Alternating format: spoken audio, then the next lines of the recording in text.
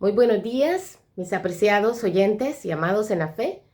Hoy 22 de junio estamos listos para leer Esperanza a tu vida. Muchas gracias por ser parte de este programa.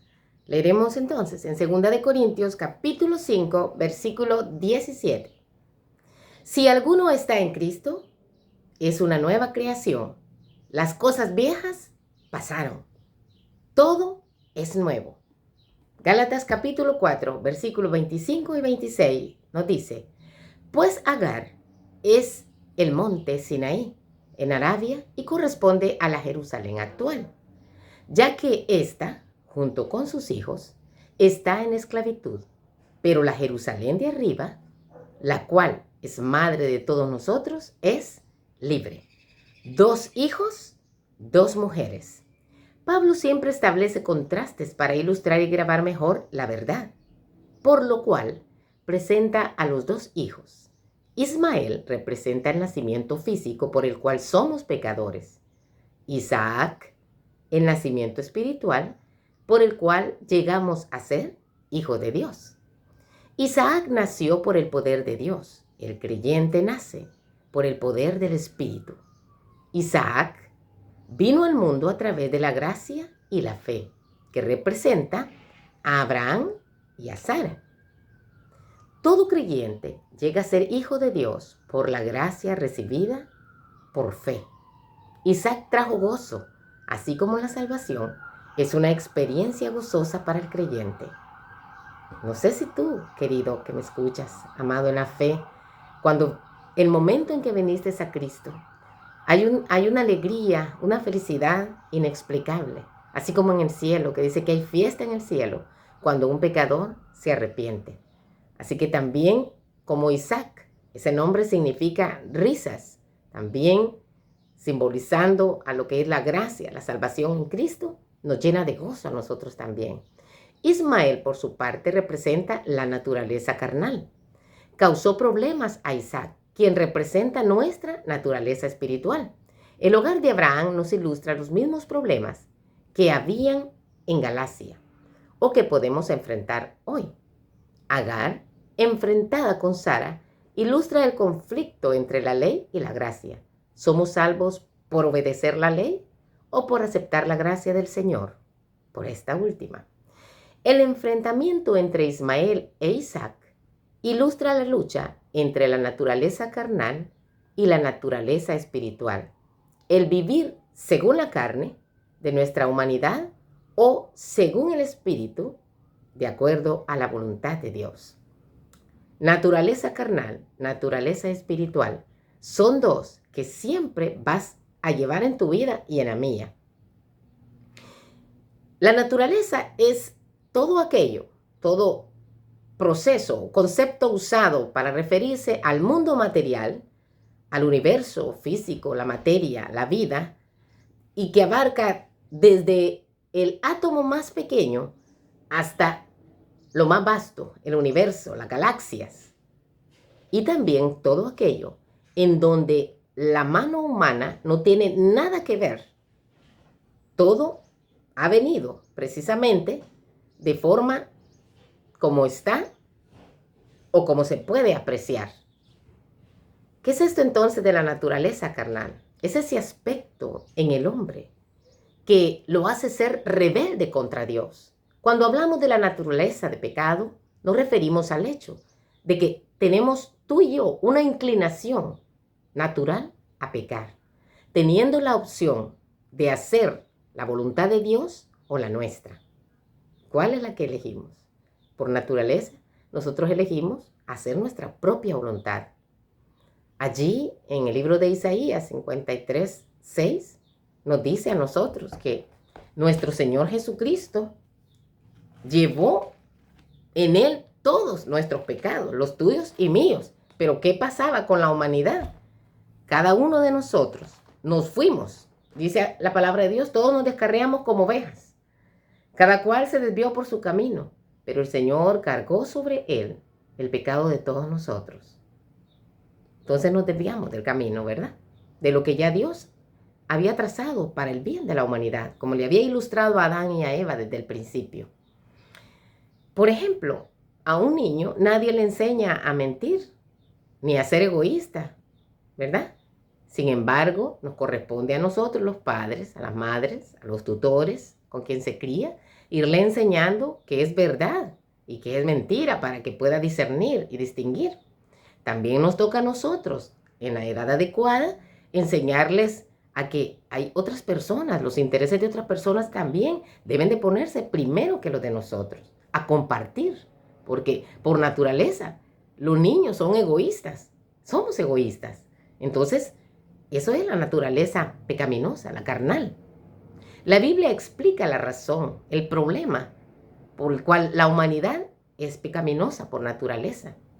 Cuando la Biblia habla de carnal, precisamente se refiere a pecado, naturaleza terrenal, el cuerpo gobernado por el pecado y a su vez esto es universal, ¿verdad?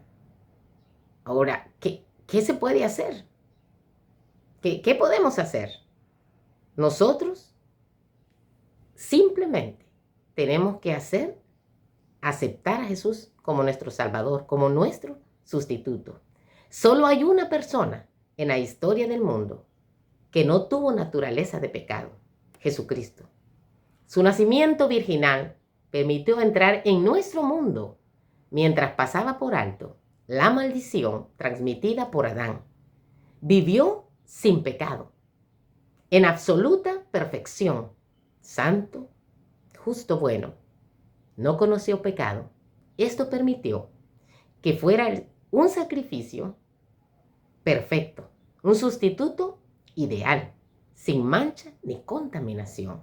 Allá cuando Dios le enseña al pueblo de Israel de manera pedagógica cómo entender y hacer el plan de salvación, les ordena construir un tabernáculo con los diferentes aposentos, ¿verdad? El atrio, el lugar santo, el lugar santísimo, el sacerdote y todos los instrumentos que allí habían dentro ilustraban precisamente un aspecto del plan de salvación. Y es así como se ordenó que para expiar los pecados, para perdón de sus pecados, ellos tenían que llevar unos corderitos, unos palomillos, ¿verdad? O un toro. Esta ovejita tenía que tener características bien importantes y cumplirlas. De ellas, tenían que ser perfectos, sin mancha, que no estuvieran enfermos o quebrados, o que tuvieran otro defecto físico. Por esta sencilla razón. Porque este animalito que de manera pedagógica Dios les había enseñado, para ilustrarles de manera concreta cómo es que el plan de salvación estaba llevando a cabo, este corderito apuntaba al sacrificio único y universal, el sacrificio perfecto, que no tiene que volverse a repetir. Se hizo una sola vez y para siempre. El sacrificio de Cristo, el Cordero de Dios, que quita el pecado del mundo, tu pecado y mis pecados también, no importa cuáles sean. Como este corderito tenía que ser perfecto, representaba a Cristo, también su sacrificio fue perfecto, hecho una sola vez. Entonces, si alguno entonces, así como el pecado vino a través de Adán, entró a nosotros y hemos venido con sus consecuencias y arrastrando información también hacia el mal, con inclinación al mal. Así que si alguno está en Cristo, ahora por Cristo podemos ser una nueva criatura. Las cosas viejas pasaron, y aquí todas son hechas nuevas, dice 2 Corintios 5:17. Tú, mi amado que me escuchas, ¿dónde estás? Tienes la oportunidad de nacer nuevamente. Y te podrás preguntar, ¿y cómo yo siendo tan malvado? ¿Cómo yo siendo ministro? ¿Cómo yo siendo el juez de paz? ¿Cómo siendo yo el director de esta gran institución? ¿O cómo siendo yo un jornalero puedo llegar a ser una nueva creación? Tenemos esa gran oportunidad. Un día, un maestro, un doctor en la ley, un hombre de respeto espiritual, llegó a Jesús a la medianoche y le dijo: Maestro, ¿cómo puedo hacer para nacer de nuevo? ¿Cómo? Como yo siendo viejo, voy a hacerlo. Y Jesús le dijo, el que no naciere del agua y del Espíritu no puede ver el reino de los cielos. Entonces, mi amado, es imperante que luego que nosotros aceptamos ese sacrificio maravilloso, expiatorio, único, universal de Cristo en la cruz del Calvario, nosotros entremos a un pacto con el Dios Todopoderoso. Y no, al entrar a las aguas bautismales, nosotros nacemos de nuevo. Somos una nueva creación. Hay una lucha en nuestra vieja naturaleza que continúa mientras estemos en este mundo. Porque tenemos la ayuda divina para esta batalla. No estás solo, querido. Entonces hay una naturaleza carnal en ti que, de acuerdo a las decisiones que tomas, estaba creciendo y se va fortaleciendo y es la que domina en tu vida. Pero cuando tú vienes a Cristo y naces del agua y del Espíritu, eres un bebecito que, de acuerdo a las decisiones que vayas tomando, estudiar la santa palabra de Dios, la voluntad del Señor escrita, la oración, ¿verdad? Testificar a otros de lo que Dios ha hecho en tu vida. Todo esto, querido, va fortaleciendo tu naturaleza espiritual hasta que estás bien fortalecido y es para ti ya natural poder obedecer a la voluntad de Dios. Siempre va a haber una lucha entre tu naturaleza carnal y la espiritual. Pero Dios ha prometido su ayuda para fortalecerte, ¿verdad? Hay un libro que se llama El dragón que todos llevamos dentro. Te lo recomiendo. Un libro muy hermoso, de muchas lecciones para nosotros. El Espíritu Santo de Dios hace morada en cada creyente y nos da el poder que necesitamos para vencer la influencia de la naturaleza pecaminosa en nosotros. Estas son maravillosas noticias. Primera de Juan 3:4 nos dice, todo aquel que es nacido de Dios no practica el pecado, porque la simiente de Dios permanece en él y no puede pecar porque es nacido de Dios. A través de la obra maravillosa que Jesús hizo en la cruz del Calvario, este sacrificio satisface la ira de Dios contra el pecado y proporciona al cristiano la victoria sobre la naturaleza pecaminosa. Y es que si tú observas en todos los códigos penales de todos los países, si algo está estipulado que es delito, se puede penar, ¿sí? Se puede condenar, se le puede llevar a la cárcel a una persona o inclusive hasta la muerte. Algunos países lo estipulan. Si yo, por ejemplo, mato a una persona, la ley ordena la cantidad de años que yo voy a pasar en la cárcel. Algunos países permiten la pena de muerte si yo he matado también. Entonces, no hay escapatoria de la ley. No hay escapatoria. Y en las Sagradas Escrituras dice también que el que transgrede la ley, el que la incumple, la consecuencia es la muerte. Pero ahí aparece Jesucristo y te sustituye a ti y a mí. Si yo acepto el sacrificio de Cristo Jesús, no tengo por qué morir ya más eternamente. Voy a morir de la muerte natural que es consecuencia del pecado, pero no eternamente. Entonces Jesús nos da una gran oportunidad. Es la oportunidad más grande de tu vida. Si crees que la vida es demasiado corta para ti, no tienes idea de la eternidad que Dios ha prometido para ti. Entonces, Jesucristo viene y satisface las exigencias de la ley que humanamente nosotros no podíamos cumplir. Ni los israelitas tampoco. Ni nadie. Entonces, esto quiere decir que la ley de Dios es perfecta y es eterna. No podemos cerrar los ojos ante los mandatos del Señor. Todos los que nos decimos haber nacido de nuevo y caminar con Cristo, debemos de ver los mandatos del Señor. Agar, enfrentada con Sara, ilustra el conflicto entre la ley y la gracia. ¿Somos salvos por obedecer la ley o por aceptar la gracia del Señor? Precisamente por esta última. El enfrentamiento entre Ismael e Isaac ilustra la lucha entre la naturaleza carnal y la naturaleza espiritual. El vivir según la carne de nuestra humanidad o según el espíritu, según la voluntad de Dios. Pablo explica también el significado de las dos mujeres, Sara y Agar, para mostrar el contraste entre la ley, representado por Agar, las obras, y Sara, que representa la gracia. Dios no empezó con Agar, sino con Sara, la gracia. En relación con el trato con el hombre, Dios también empieza por la gracia.